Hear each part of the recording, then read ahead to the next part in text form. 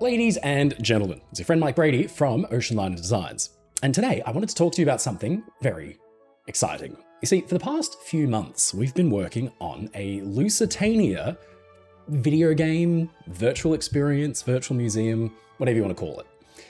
Ever since the channel was started, we've been very interested in the Lusitania. In fact, since I was a kid, probably like many of you actually, I've been fascinated by the story of the ship. Inevitably, if you're interested in the Titanic, at a certain point, you get interested in the story of Lusitania. She is just the natural follow-on, you know, big four-funneled ocean liner struck down, you know, in the 1910s.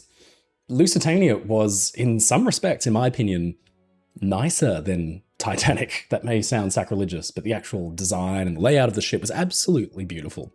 Now, last year, we made and launched our first video game, if you want to call it that, Ship Explorer. It's not really a game in that there's not really a goal or an objective. You just simply explore famous ships from history that we featured on the channel.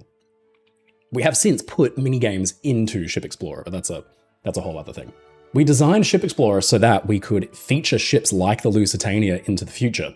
And the idea is that we will add some of the big famous ocean liners from history. And Lusitania is the first big, you know, AAA ocean liner that we're really excited to get into the game. So I wanted to tell you all about our new Lusitania virtual experience, Lusitania, a Monarch Fallen. So first of all, what's in a name? Where did a Monarch Fallen come from? So we were really racking our brains trying to think of a good catchy name for this. Even though Lusitania Monarch Fallen is a DLC for Ship Explorer, it is such a comprehensive experience, as you'll see in a minute, that it kind of deserves to stand on its own 2 feet, and it needed a name. And I found this beautiful old poster showing Lusitania and Mauritania and calling them the monarchs of the ocean, monarchs of the sea. And it just, I don't know, it just works. I think it's really cool. But tragically, even though Lusitania had a big and very, you know, fulfilling career, she was torpedoed and sunk. So there's this whole story before the ship sinks that needs to be told, and then the actual sinking of her is just as important. So I wanted a name that conveyed kind of like the majesty and the beauty of this ship, and then the tragedy that ensued. A Monarch Fallen. So what is a Monarch Fallen? What's the deal? It follows the pattern set by other Ship Explorer ships, it's just more comprehensive and there's more to it. So basically, we have decided to represent Lusitania in our game with 2 different variants, telling 2 very different stories. Let's start with the first one, the happy one. The Peacetime experience will let you walk around Lusitania just before the First World War, when she was really at the peak of her performance. You know, this is post-Titanic, so the ship is absolutely chock-loaded full of lifeboats. This is when she's really, you know, dominating the Atlantic, and Cunard has just decided to commission a 3rd running mate to Lusitania Mauritania, the Aquitania. Kind of a very exciting time in maritime history that was then cut short months later. It's quite tragic. So Lusitania's got her beautiful peacetime colors, and you can walk around the ship. Now, the at sea level shows Lusitania in all her glory. Every rivet is there. It's absolutely spectacular, and you can explore the ship in all her glory. We've decided to include an interesting selection of rooms on the inside for you to explore. I wanted, with Ship Explorer, basically to show the rooms that, to me, capture the character of the ship. So we've picked rooms from 1st, 2nd, and 3rd class. And because this will be a paid DLC, you're actually getting quite a bit of bang for your buck. So let me run through the rooms that you'll be able to explore on the at sea level. The way we're going to do this is we're going to stagger the release of interior spaces so that we can actually get something out relatively quick for you guys. We want to be able to get something into your hot little hands because, you know, ship and maritime history video games and virtual experiences have a bit of a tradition of falling behind schedule and some ending in development hell. So we're really keen to get something out to you guys. So basically, at launch, all of the exterior decks will be explorable, including the bridge and the wheelhouse. So this little section of the ship where you can actually see all the equipment that they use to operate the vessel. And although you can't control the ships, this isn't a simulator, you can interact with stuff and press buttons and turn wheels and things. You know, walking along the outside of the ship, it's really remarkable seeing these huge pieces of equipment dwarfing you and these massive funnels towering over you and how cluttered the deck feels. But I gotta tell you, when it's, you know, when the sun's out and you can hear the water rushing past, for a moment, you know, you're there. It's really something. On the boat deck at launch, there will be 3 important spaces. So I'm going to talk about the first class spaces first. So at launch, you're going to have access to the first class lounge, which was extremely palatial, for want of a better term. The beautiful overhead arched ceiling, beautiful skylight letting in tons of natural light. Now this is in the middle of being textured by our team, including Joaquin and Sylvie, with a lot of help from Robin, one of our researchers. So huge shout out to those guys. And our 3D modelers, Jordan, Vicente, Daniel, everybody who's working on this have done a spectacular job. It's a true team effort. So it's all hands on deck to get a Monarch Fallen finished. You can see here, this is a very early work in progress, but I just wanted to show you what this is going to look like to give you a sense of the scale of the room, how beautiful it is. As you can see, it's still waiting on its stained glass on the texturing, but we're going to try and get this one done for launch so you can explore the ship and learn about her really quite famous and wealthy and interesting first class passengers and what it was like to be in first class on the ship.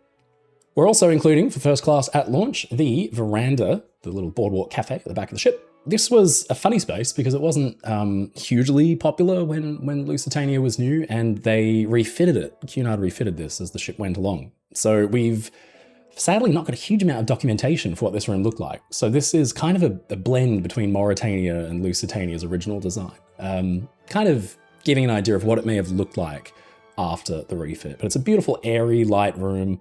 We've opened the doors at the back so you can get the full experience and see how the stern of the ship kind of sprawls away there when you sit down and have your tea and refreshments. On the deck below for first class, we're also working on including the Regal suite on the starboard side. Now, this was the finest accommodation on board the ship. It had direct access off the first class promenade there, which is pretty impressive. You know, a very light and airy room. It's just gorgeous. And yeah, a series of rooms there is, and we're excited to show you these and show you the kind of the best of what Lusitania had to offer. In future releases, we're going to be showing you some of the other cabins as well. So we basically want to give you not just a selection of each class's cabins, but then also different grades in each class. So inside cabins, your standard first class cabin with a porthole, and then the Regal suite will be included down the line. First class, we're also looking at including the main companionway, which is basically the first class grand staircase with its entrance and then a huge selection of forward corridors, because I think the one thing maybe missing from Ship Explorer until this point has been that feeling of like endless corridors stretching on forever, which anyone who's been on the Queen Mary or another ship like that knows what that feels like. The first class corridors on B-Deck had this great little design feature where they curved around at the front of the superstructure there. So I really want to include that little space. That's like a little personal request to my team there. But that'll be coming after release, within the first few months after the release has come out. There will be other rooms coming way down the line for first class. So some of those we wanted to include are the first class dining saloon at a certain point in time. We're talking probably within the next 6 to 12 months after release. So every paid Ship Explorer DLC that we make will have this kind of pattern, where there's the initial release, there's a series of rooms and things within the first, say, 3 or 4 months after release that we put into that DLC, because they didn't make it into release, or we just wanted to add to it. And then further down the line, some more inclusions to the interior of the ships. So to that point, we are also planning on expanding some of the ships already in Ship Explorer a little further down the line. So the SS United States, we're quite keen to get some more rooms and corridors and things in there. Morro Castle, we'll constantly add to these ships because we know you guys like your interiors, and we want you to feel like you can explore these ships instead of just noodling around on the exterior there. So first class, it's all contained in a block from basically the first class lounge forward, including a series of corridors and things like that. But you can really only go as far down as B-Deck, and maybe into the future we'll include the first class dining saloon. For second class, this was really convenient because second class on Lusitania was almost entirely contained to this tower right at the stern of the ship, which is quite cool. So you'll be able to climb all the way up that tower from the boat deck all the way down. So we're including the second class lounge, which sits right on top of this structure with this beautiful skylight shining right down through the middle of it and the staircase there. You can go down to the deck below and then explore the 2 decks underneath that, including a whole selection of corridors with a couple of cabins off there, and then the second class dining saloon with this beautiful well right in the middle of it, which Jordan is in the middle of modeling. It looks absolutely spectacular. We'll include the second class cabins. Now, we're doing a little bit of a departure for a Monarch Fallen, in that the cabins are being used as a tool to teach you about the kinds of people that went on board Lusitania during her career. So who would you have found in second class? Who were these people? What was it like? We'll be placing props around and kind of teaching you a bit about who was on the ship. And again, that's kind of something we want to expand to the other ships already included as well. Third class, we are focusing at the forward end of the ship. We've actually already got some really cool interior spaces that Vicente, our 3D modeler, has made, including the forward cargo hatch, which kind of bisects a number of these really important third class corridors and spaces, which is, again, like such a cool design feature for ships of this era that, you know, you'd go in for dinner at the dining saloon in third class and step out and there's giant 6-7 story shaft running right down into the bowels of the ship. So we've modeled that. You'll be able to visit the third class smoking room at launch. This was the the general gathering place mainly for men in that class. And then on the other side of the ship, there was a matching ladies room, which we hope to include at a near later date. 2 decks below that, you're going to be able to explore a series of third class corridors with some cabins scattered around there, telling the stories of the different kinds of immigrants and folks who would be traveling aboard Lusitania for new lives over in the US. A lot of folks from Europe and Ireland, of course. So as you can see, a good selection of spaces that we're keen to show off. Some of the other ones coming further down the line include the second class smoking room right at the stern of the ship, and the first class reading and writing room. These are all spaces I'd love to include, but they're still, 6-12 months off. So we'll get the game released, we'll get Lusitania out, and then we'll look at adding to her over time, and we'll just gauge interest. If you guys are really keen on what we're doing here, we'll continue and maybe add some more rooms in between working on future Ship Explorer ships. Probably my favorite part of this whole thing is the dry dock. Now, exploring ships in the dry dock is something we've done with Ship Explorer before. You've been able to walk around the SS United States in dry dock, for example. It's amazing to get this real sense of the scale of these ships. Lusitania, I gotta tell you, Lusitania is that's something else. It's a really unique feeling getting up close and personal with the ship, even though you know it's a video game. Like, your brain knows it's a video game. Getting to walk around it in 3D space and seeing the scale of it and seeing the majesty of this huge thing. And this is all to scale. This is how big this thing really was. You realize what a technological marvel this whole thing was. It's really remarkable. So I should probably talk a little bit about the organization that we're partnering with to help tell Lusitania's story.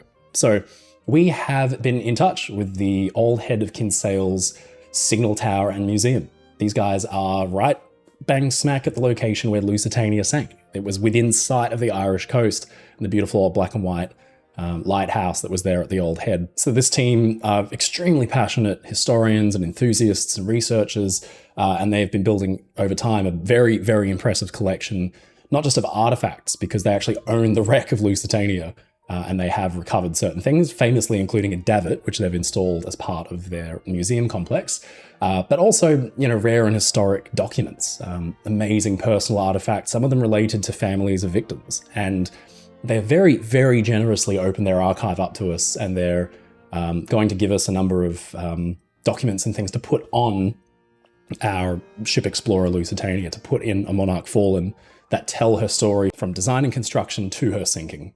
And we are just so indebted to these guys and their enthusiasm. So we'll put their social media up on our video here. Go and check them out, because they're doing some amazing things with their museum at the moment. We're looking at collaborating on a few things into the future. They're just some great people. Also, I've got a personal connection to Ireland. Like, my grandfather's family was originally from Cork, where Kinsale is. So it's really nice to have that link to the motherland. So our Lusitania levels are going to be chock full of beautiful photographs and postcards and rare documents and all kinds of stuff, many of them provided by the Old Head Signal Tower Museum. So huge, huge, huge thank you to them. It completely legitimizes the project. It's not just Lusitania for Lusitania's sake. It's real history. This is a tangible link to the real ship and the people impacted by its sinking, and the people who are continuing to put so much time and effort today into curating her and keeping the story alive. So yeah, a big thank you to the Old Head Signal Tower Museum, and be sure to give them a follow on Instagram and keep an eye out, because they are in the middle of doing something very exciting, which we will probably tell you more about in the near future. So the Lusitania dry dock level is going to be scattered with all kinds of things telling you all about the ship's design and construction and the process of actually building this amazing pair of near sister ships. In the past, we've had, quite a few collectible items, documents and things like that. Lusitania and Monarch Fallen is going to have tons. We've kind of got like target saturation at the moment with how many things we're going to be scattering around. So yeah, you can expect some pretty exciting stuff. Really, really unusual, interesting things that will capture the essence of Lusitania's career at sea during peacetime on the at-sea level, and then her design and construction. It is impossible not to be moved walking around this ship and remembering this was a real thing, and nobody has seen these views really since 1915, the last time she was afloat. Or like the last time she was dry docked was before the war. So yeah, it's been some time since the Lusitania was seen in any detail like this. So we're really excited to put you in the dry dock in Lusitania's shadow so you can feel the scale and the sheer achievement that was her design and construction and her successful career. But it's not all happy news, of course, because Lusitania was caught and sunk by the German submarine U-20. So there is a whole second set of virtual experience included in a Monarch Fallen that tell the story of her wartime career. This is a really interesting time in history because Lusitania was so cutting edge. Was it The Only Way to Cross? One of those brilliant Oceanliner books talking about, Lusitania fully electrified throughout, Marconi wireless system, top speed of like 25 knots, faster than motor cars could go, steaming into New York Harbor and being greeted by hundreds of horse-drawn cabs. This was such a clash of eras. And then Lusitania herself falls prey to this unbelievable cutting-edge piece of technology for the time, the submarine. So this is just this story of tit-for-tat technological development. So again, at sea level, you will experience Lusitania on a wartime crossing. She's got her funnels grayed out. She's, pretty miserable looking, pretty drab. But this level will be covered in documents and items talking about the early years of the war, the submarine scourge, the blockades, the attempt to use ocean liners as raiders, the disastrous attempts by the Admiralty to engage enemy warships with converted ocean liners. Everything is going to be about Lusitania's crazy, weird, nebulous schedule that she was trying to maintain through this war zone. So this will be a very, very different vibe to what you experienced on the peacetime at sea level, but it will tell you all about the early years of the war and what happened. So we're excited to show Lusitania in that light as well, and give you an idea of what it might have been like to be on the ship during this horrendous time just before she was lost. But no doubt the probably most technically challenging aspect of this whole experience, and the most difficult one to kind of package and figure out, has been the final moments of the ship. So there's a second level for the wartime Lusitania experience, and that is a sinking level. Now, we've done things like this. We showed Bismarck rolling in the middle of rolling, but she was stationary. We showed the Morro Castle burning. We showed these ships in their final moments, but again, they were stationary because actually these models that we use for these ships are very, very heavy. They're very polygon heavy. They're very complex, and actually getting them to move can either break the game, or if it doesn't break the game, it can break your computer.